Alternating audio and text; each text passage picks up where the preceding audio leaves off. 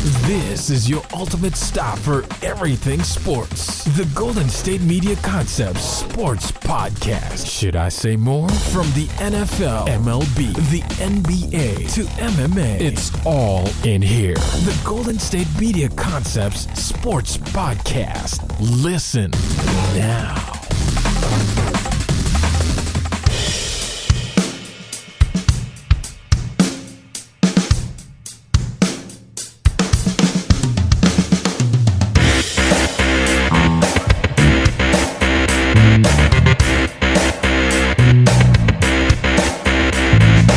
Thank you for tuning in to the Golden State Media Concepts Sports Podcast, where we discuss everything in the world of sports. I'm Ben. I'm Alex. Hello. And we are back here on a Wednesday to record another episode here. We're going to be talking some NFL news. We had a notable player cut, notable running back, I should say. And then the NFL adopting a new protocol and investing $100 million into something that should be taken very serious. We're going to be talking about that in our first segment of the day. Moving on after the break, we're going to be talking about something that's very near and dear to my heart, and that is my love for Alex. No, I'm just kidding. That is going to be the UEFA Champions League. We had games yesterday across Europe's top divisions in soccer, and then we're going to talk about some of the games as well today, as it's the second half of the first game of the group stage. And then we're going to end the show talking our ever-popular What's Trending segment. We got great stories featuring people like Ryan Lochte, Shaquille O'Neal, among others. Mm-hmm.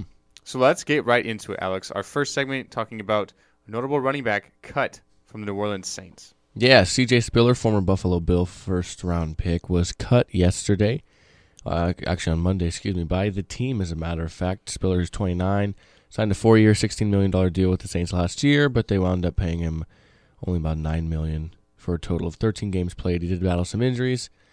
He said it came as a shock to him, quote, as the first week, but I guess that's why you have to expect the unexpected. But you know what? I leave on good terms. Yeah, so definitely when you look at the Saints, obviously very stable at running back. Mark Ingram, good strong power back, I was going to say. He can also receive the ball, a good passing running back, kind of like what C.J. Spiller is. C.J. Spiller really had a lot of hype in Buffalo after he had such a good season. And then he came back and he really just, like you said, couldn't stay healthy. Almost reminds me really Reggie Bush-esque. Kind of the same style, same build. Good receiving backs, not really too strong. Really could not avoid getting injured. I feel like the same thing with Spiller here. I was kind of surprised to see him cut because he fits so well in that Saints offense, what they like to do. Think about Reggie Bush, who was formerly of the Saints. Mm-hmm. You know, C.J. Spiller, they had Darren Sproles at one point, kind of filling that same role, that same void. You know, I think that role is kind of voided now, but I think they should not have any real issues. I was not really surprised when I saw it and broke it down. So the contract didn't really add up, in my opinion, for what he was doing. Yeah, and I mean, it made sense in a way, I suppose. I was surprised because I just figured he would have stayed on the roster, you know, seeing as the season started. If you're going to cut him, we cut him before the season starts. But, you know, I get it. You know, in his time there, he had 112 rushing yards, 239 receiving yards, and 2 touchdowns. That's all last year. But he had a knee surgery the prior year, during training camp, but prior to the season starting. So, and Tavares Cadet, is not a bad player either. So, yeah, he's going to be filling in that role where Spiller kind of filled in last year. So, head coach Sean Payton went on to say it was just one of these games where we knew Cadet was going to have a big role in his position, and it really just came down to the numbers. It's really one of the challenges with 6 running backs on the roster. So a lot of it was for our game plan. So obviously Tavares Cadet, a younger guy, not going to be paid as much as C.J. Spiller, so they kind of were able to save some money cap-wise as well. Yeah, they're going to save money. It's just another one of those contracts they can get rid of that was a big kind of swing and a miss in their aspects, you know. So it's good that they can do that. And yeah, Cadet's been playing at a pretty good level, you know what I mean? But CJ, on the other hand, hasn't, you know.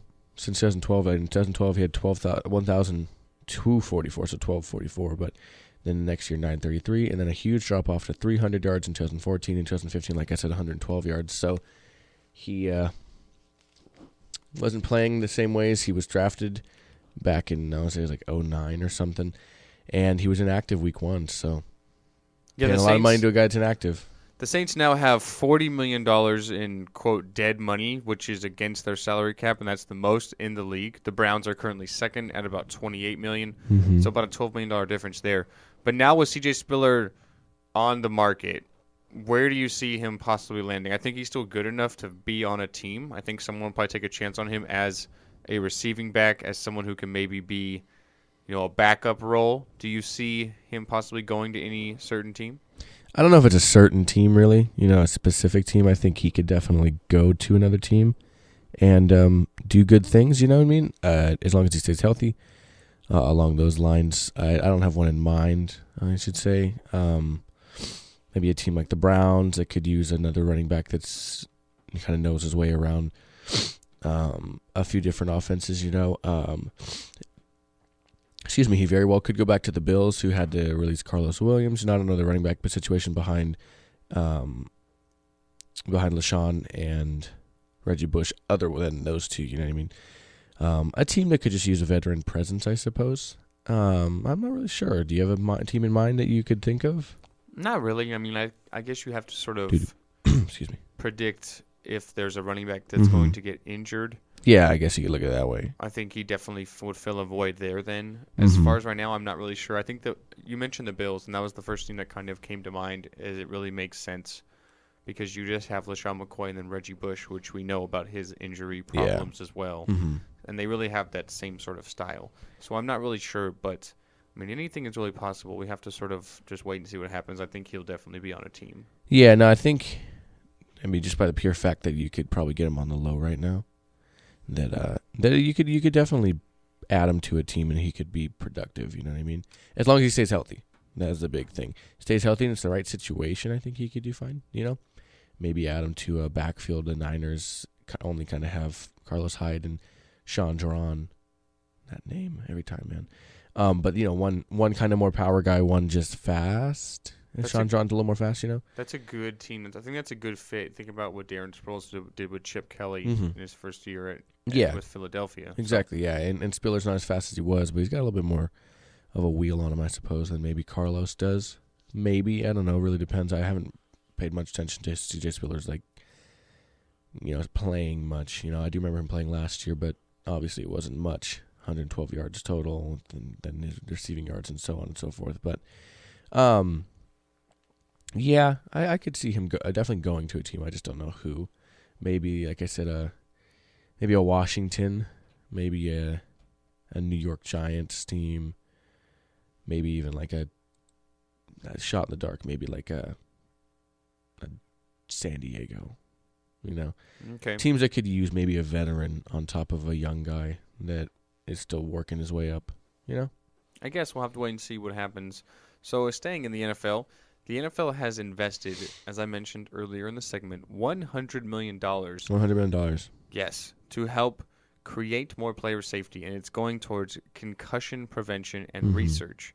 So according to Roger Goodell, it is trying to sort of see materials and technology that they didn't have before that disperses the forces in a way that can be very beneficial.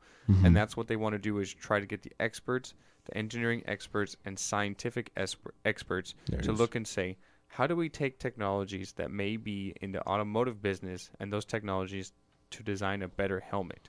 So the NFL is actually investing $60 million of this $100 million towards better equipment, so better helmets. Yeah. So they're devoting a lot of attention towards that. Obviously, I think it's good the NFL is trying to invest a lot of money in concussions. That's the biggest problem in the NFL right now, I would say. Yeah, definitely. But I feel like no matter how much you invest, you can't eliminate something like a concussion. You can't eliminate head-to-head shots. You know what I mean? It's not gonna go away. Yeah, you can try to limit it, but it's not gonna go away. You can try and prevent it, make it safer, all that stuff, but it's not gonna go away. So I feel like they're doing all this, but they're going the wrong way about it. I think they need to. I think they need to look at the game itself. Okay. I'll take Thursday night for example. Jets, Bills. No, opening night. You have the Panthers and the Broncos. What was the big storyline coming out of that game? Afterwards? How hard Cam Newton got hit and how many shots he took to the head, and not getting flagged for it, not getting any sort of recognition during the game about it. I think the issue is human error, really. I mean, yeah, that's a huge thing, and some people get flagged on, some people don't, especially running quarterbacks, you know. As a Steeler fan, I grew up for a long time with the way Roethlisberger played. He didn't get a lot of calls because he would extend plays, you know. And then you had guys like Manning or Brady that weren't necessarily runners that if they got touched a certain way, they would get a flag, you know. And I think that's attributed to Cam, too, now. You know, you saw the same thing with Steve Young back in the day, you know. Michael Vick somewhat, even though he never really got hammered a lot. He was smart and knew how to slide.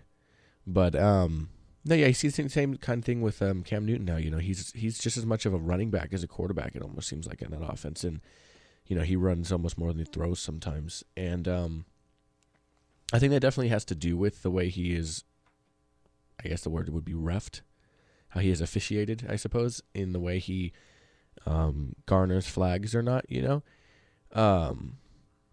Yeah, I just think that definitely some plays that get called, but that's always going to be human error, you know. That's just going to, not everybody's going to see it the same way. Right, and I agree with you.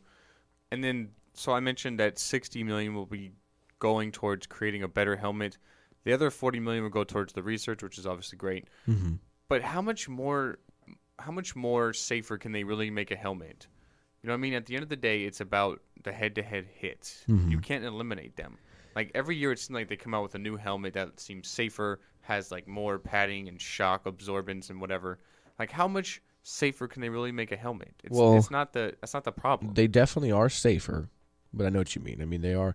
Technology that they put in some of these helmets is insane in terms of, I guess in terms of, you never thought you'd have to think of a technology that would do something like that for somebody, because you didn't know, 10 years ago, we didn't know this was as much of an issue as it has obviously surfaced as being. But, I agree. I know what you mean. I think, that's the thing, though, is you have to look at, okay, well, are they going to change the way of playing? Because people are already upset with the way that, the game has changed in a sense already, you know what I mean? I mean, it's possible. The NFL still is the golden sport here in the United States, which I don't see really changing anytime in the foreseeable future. Mm-hmm. Maybe 20, 30 years down the road. We'll have to wait and see. I could honestly see something like basketball taking over because it's so much safer of a sport. I see baseball because baseball's always kind of been there. But I feel like baseball is a lot towards the older generation. I feel like a lot of the younger crowd is really taking into basketball now. Yeah, I'll always be baseball, football being number one, but that's not really that's neither here nor there, I suppose. Yeah, I get what you mean. Yeah, it's just worrisome about the head-to-head collisions, the head-to-head injuries. I just worry that eventually I'm gonna be watching flag football. Exactly. Not like they're gonna change the game. Like, it's just gonna be like, might as well. I mean, they might have it's gonna end up being that, because you look at now compared to like the 70s, and not only is the game different, the game is faster. You have guys running as fast as mopeds now. You have it a lot more physical. People are stronger, quicker, faster. It's been the highest pace of play that we've ever seen, and I only see it getting faster, which is kind of scary to think. Mm-hmm. So obviously it's a great thing the NFL is trying to do something to increase awareness and try to limit these sort of problems. But we'll have to wait and see exactly how it goes and exactly how it happens. Obviously, I think it's a good thing. $100 million is a lot of money. You know what I mean? It's not like they're just throwing in a few bucks. So. Yeah, I mean, they are really trying to do more with this. So it's not like they're just leaving it be. They really are trying to do more. It's just, how much can you do, really, Right. So, I mean, we'll have to wait and see what happens. Hopefully, we can sort of limit concussions. There weren't any real notable concussion injuries over the weekend. I know that Sam Shields suffered one for the Packers, the cornerback, but you didn't hear of really any others. So, I mean, it is just 1 week. Yeah. Have to wait and see what happens, but I don't know. We'll have to see, yeah. All right, let's take our first break. We'll come back. We will do some soccer, and it's going to be pretty rad because I know Ben's super excited. So don't go anywhere. We'll be right back here at the Golden State Media Concepts Sports Podcast. Tired of searching the vast jungle of podcasts? Now listen close and hear this out. There's a podcast network that covers just about everything that you've been searching. Hey! The Golden State Media Concepts Podcast Network is here. Nothing less than a podcast bliss with endless hours of podcast coverage. From news, sports, music, fashion, cooking, entertainment, fantasy, football, and so much more. So stop lurking around and go straight out to the Golden State Media Concepts Podcast Network. Guaranteed to fill that podcast itch. Whatever it may be, visit us at www.gsmcpodcast.com. Follow us on Facebook and Twitter, and download us on iTunes, SoundCloud, and Google Play.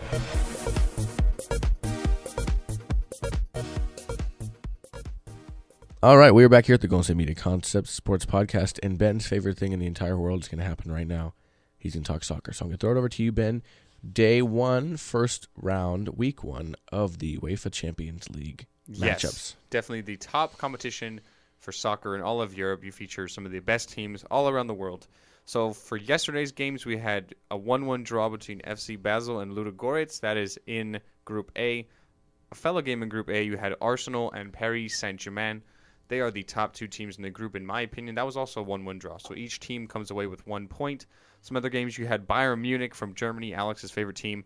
They come out on top 5-0 over FC Rostov. Yeah, it was a close one. I had to hold my breath. They are a team from Russia, obviously. Yes, not too well, and you're facing one of the big boys in Bayern Munich. You can't really expect much. But not the biggest blowout. No, definitely not by any stretch of imagination. You had Barcelona, the defending champs from Spain, and they won this competition 2 years ago. They defeated Celtic. That is a team from Scotland. You know, Yes, sir. obviously not the powerhouse of Barcelona. And the game showed. It was 7-0. Yeah, that was a pretty bad game. You had a hat trick by Lionel Messi.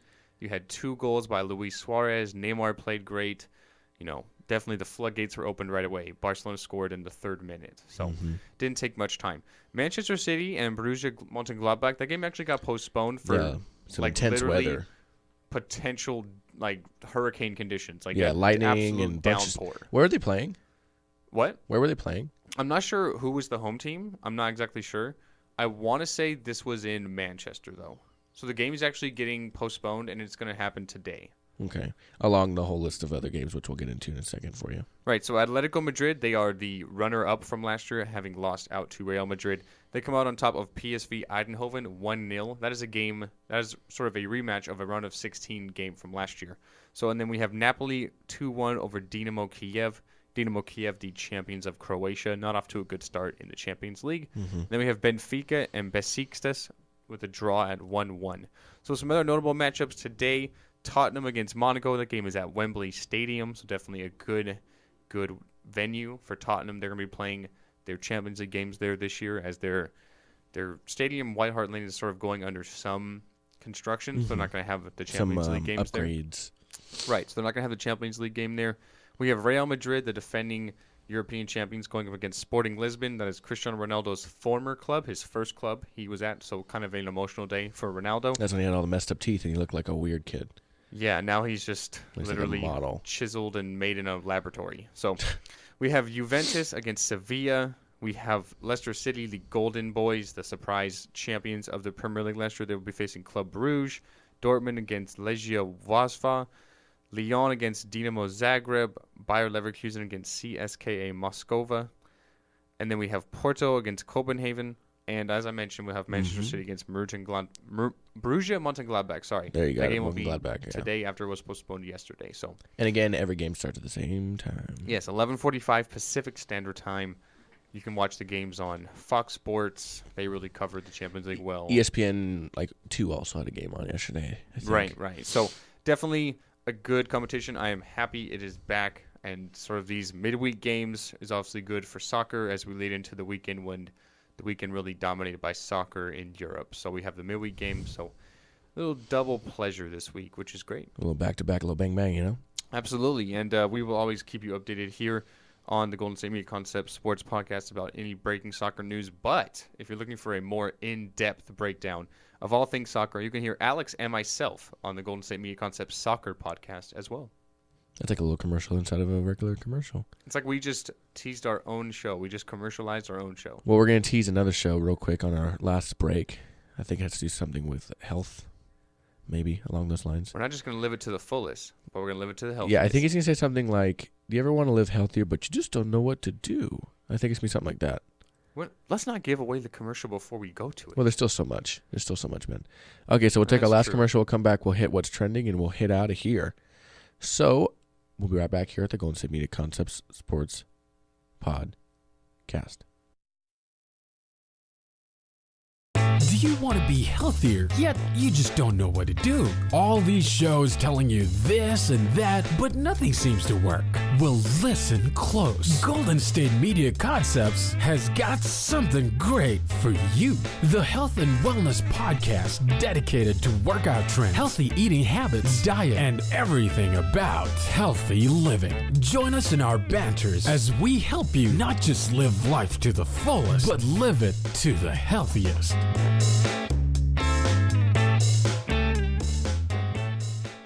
Welcome back into the Golden State Media Concepts Sports Podcast. We are going to end today's episode talking what's trending, as always. So here we go, Alex.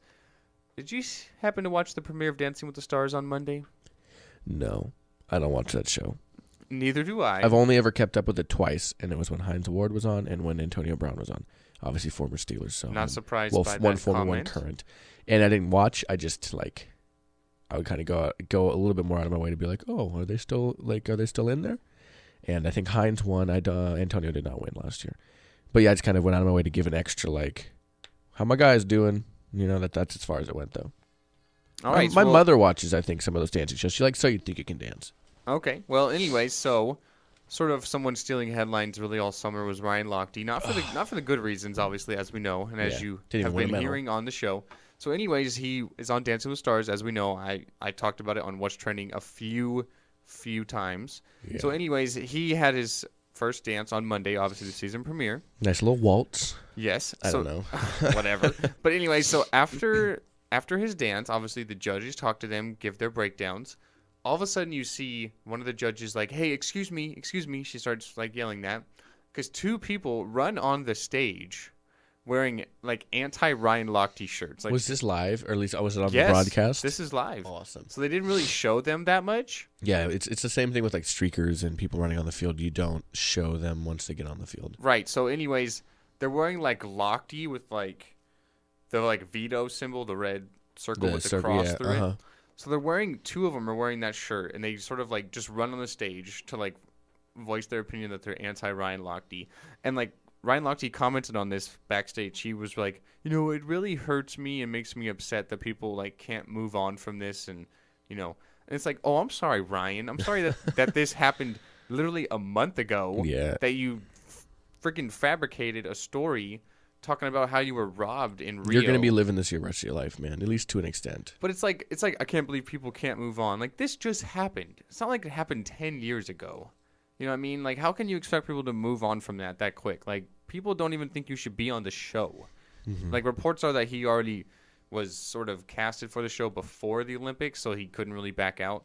But it's how can you expect people just to sort of say, oh, okay, you made a mistake, it's okay, that quick? Mm-hmm. I get what you mean. Yeah. No, it doesn't make sense, and I didn't think he should do the show in the first place unless that's the case that he was already going to have to do it before that. So, it's silly. Whatever. What are you gonna do, man? All right, let's start off for me on a kind of a good note. There was mystery surrounding Jacksonville Jaguars running back Chris Ivory this weekend. He was hospitalized, I think, Friday. He was in there 2 days, so maybe it was Saturday because Saturday, Sunday, and then he was released Tuesday officially, so two full days there. He was brought into the hospital for what was described as a legitimate medical thing, not anything that had to do with his knee that was on the injury report. It was considered to be a serious medical issue, but they haven't said exactly what it is.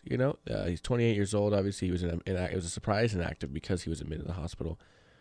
They still haven't said the reason for which he was in there. But it was unrelated to his calf. That's what it is, not his knee. And it was what they called a legitimate medical issue. Yeah, they did.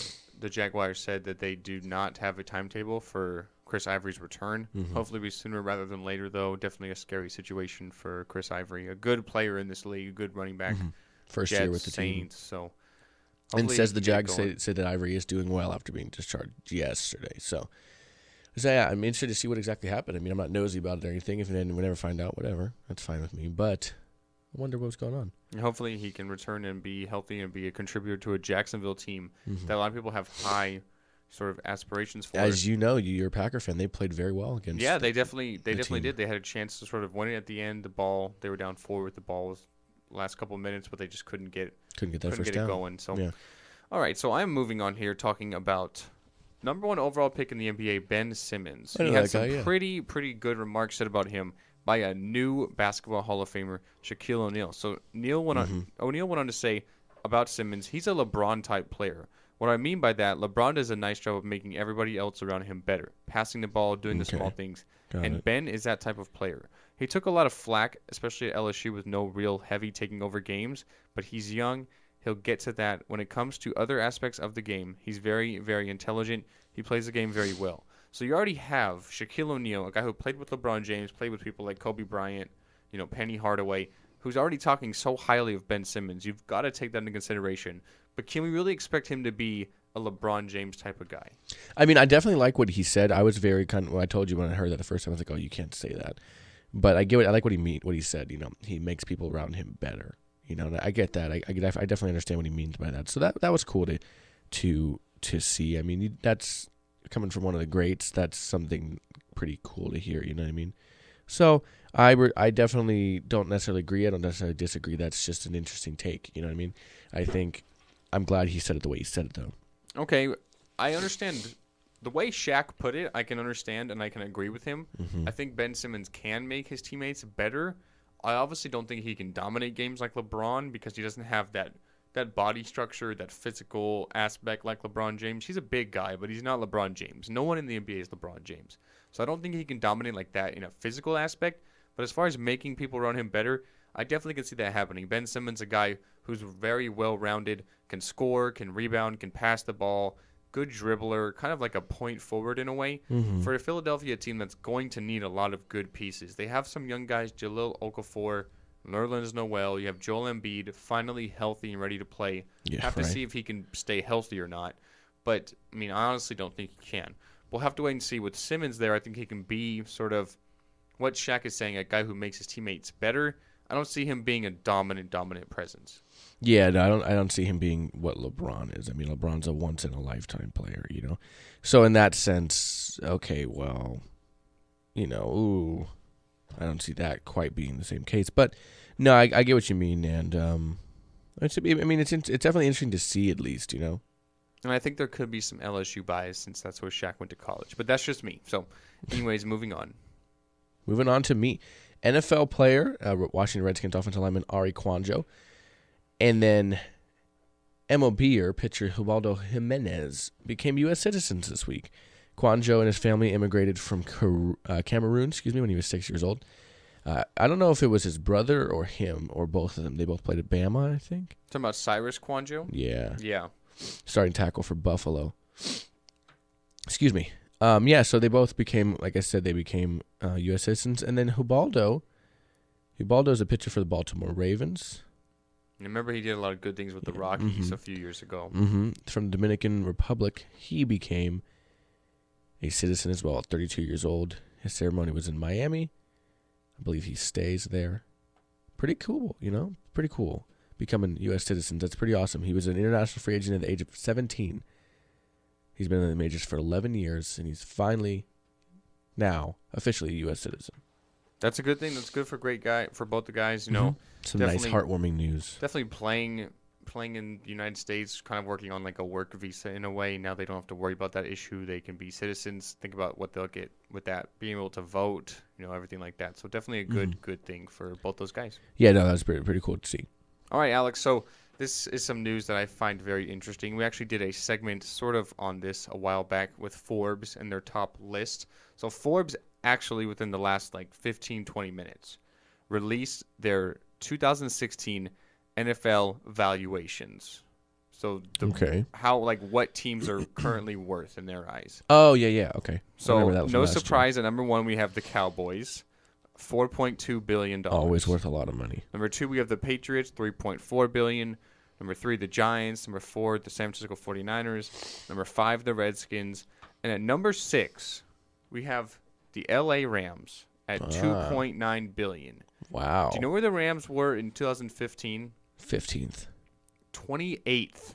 That's almost last. They go a 100% value change. Stan Kroenke over here is just living it up in LA. That's good. They went from 28 to 6. Rich get richer, I suppose. Literally. Their revenue is about $317 million. Yeah, that's a quick penny. Every franchise is ranked at least $1.5 billion, with the Bills being literally in last place. So some notables, some I were kind of surprised about. We have the Steelers coming in at 15 at $2.25 billion. The Seahawks at 16, $2.225 billion. The Packers coming in at 13th at $2.35 billion. Some of the more popular teams, I thought they would have been a lot higher. So kind of surprised at that. Yeah, I mean, I suppose that skill and success isn't a level of success in money, I suppose. You have a lot of teams with new stadiums and revenue from that by itself, Interesting little way to look at it. I guess so. I mean, but, you can see the full list. It's on Forbes. It just came out today, so. All right. I can dig it. All right, my last bit of news goes to college football. In Louisville, starting quarterback Lamar Jackson can now be considered a Heisman candidate. 6'3", 205-pound sophomore, currently has 697 yards passing and 7 touchdowns to only 1 interception, and that is through 2 games, sir. He's also doing a lot on the ground, too. Definitely yes, a guy who's very mobile. Yes. So, not really surprised there. I'd say through 2 weeks, he's put up the most stats, the most impressive stats. Hasn't really played anybody. I think we'll really see what Jackson is made of this week when he battles number 2 Florida State in the first top 10 matchup of the season. Yep. It's going to be a really, really highly anticipated game. If Louisville can somehow squeak away with a win, I don't see it happening, but if they can squeak away with a win and Jackson plays well, I think you really have to seriously take him as a Heisman Trophy candidate. Yeah, and like you said, he is also doing a lot on the ground. He's only taken 1 sack, and that is to 32 attempts on the ground, 318 yards, and 6 touchdowns. So this guy's doing a lot. He's doing pretty well. He's responsible for 13 touchdowns on the ground. 13 total touchdowns, and it looks to be about almost 1,000 yards of total offense. It should be about 1,000 plus yards of total offense and 13 touchdowns with only 1 turnover, and that is through 2 games. So he is kind of lighting it up, you could say. Yeah, definitely. He's only a sophomore too, so he's still got a lot of time to improve, and he's still really young. So a guy who could be someone we talk about even next year possibly too. Exactly. And man, not even to mention the fact that he has 4 touchdowns in 1 quarter at one point and 3 in the first. He's doing all of his business in the first and in the second quarters, man. Guy's impressive. Hopefully he can do that on Saturday against Florida State. Yeah, we'll see. That's a big game. That's one of my more highly anticipated games. That's where I was going. All right. Well, speaking of anticipated, I'm anticipating for Ben to not be here tomorrow. Kidding. Unfortunately. Kidding. Well, I'm not going to be. So. Well, I'm not. And then you won't be here on Friday. Yeah. So I'll see you tomorrow. Ben won't. He'll be back on Friday. So if you miss him, I don't know. Listen to some old episodes. But we got to get out of here. I have a football show to record. So. As always, you can find us on iTunes, SoundCloud, Stitcher, and Google Play, as well as on our webpage, gsmcpodcast.com. You can find us on YouTube as well, and Facebook if you search GSMC Sports Podcast. You can also find us on Twitter and Instagram at GSMC_sports. Anything you'd like to say to the folks before we head out? I feel like it was a really good episode. I want to thank them for listening, and I will be back on Friday talking all things college football, NFL, leading into the weekend, and everything else on my mind. Yeah, I'll be here tomorrow to preview the Thursday night game, and Ben will be here Friday to recap it. So we'll hit you with that double trouble. As always, I'd like to thank you for listening. I'm Alex. I'm Ben. And we will see you guys next time.